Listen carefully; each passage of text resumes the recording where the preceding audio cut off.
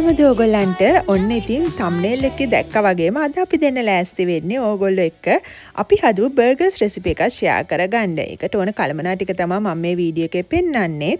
අපි ගත්ත burger පැටි packet එකක්, ඒ වගේම බේකන් එකක් සහ චෙඩා චීස් ස්ලයිසස් පැකට් එකක්, ඒ වගේම බර්ගර් බන්ස් පැකට් එකක්.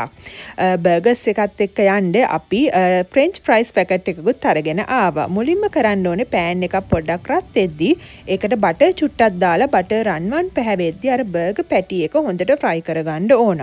මේකට තමයි චුට්ටක් වෙලා යන්නේ. මේක පොඩ්ඩක් දෙපැත්ත දදා අපි ෆ්‍රයි කරගන්න ඕන. අර දුඹුරු පාට වගේ වෙනකන්. එතකොට තමයි ඉතින් බර්ගර් එක ගොඩක් රස. ඒ වගේම අපි ගත්ත චීස් එක ගැනත් කියන්න ඕන. ඉතින් වෙන ස්පයිසස් මුකුත් දාන්න නැති හින්දා අපි චීස් ස්ලයිසස් ගත්තේ චිලි සහ හර්බ්ස් මිශ්‍ර චීස් ස්ලයිසස්. ඉතින් මේක ගොඩක් රසයි. ඕස්ට්‍රේලියාවේ ඉන්න කෙනෙක්ට ඉතින් මේ හැම දෙයක්ම කෝල්ස් එකෙන් අරගෙන ගෙදරදීම බර්ගර්ස් හදාගන්න පුළුවන්.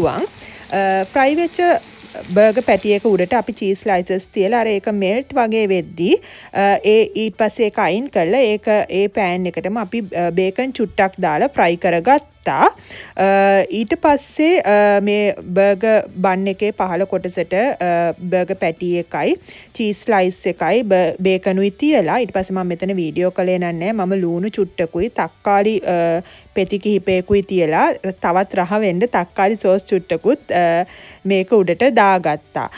ඉතින් මේ බර්ගර් බන්ස් පැකට් එකේ බර්ගර් බන්ස් 4ක් තියෙනවා. ඉතින් ඒ විදිහට තමයි අපි හදාගත්තේ. ඒ වගේම බර්ගර්ස් එක්ක යන්න අපි ෆ්‍රෙන්ච් ෆ්‍රයිස් උත් පොඩ්ඩක් එයා ෆ්‍රයි එකේ දාලා ෆ්‍රයි කරගත්තා.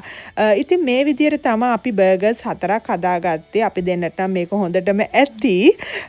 ඉතින් මේ වගේ තවත් රසවත් වීඩියෝ එකකින් ආයෙත් අපි දෙන්න FB Aussie Life YouTube channel එකේ ඉක්මනටම හම්බ වෙන්නම්. Bye.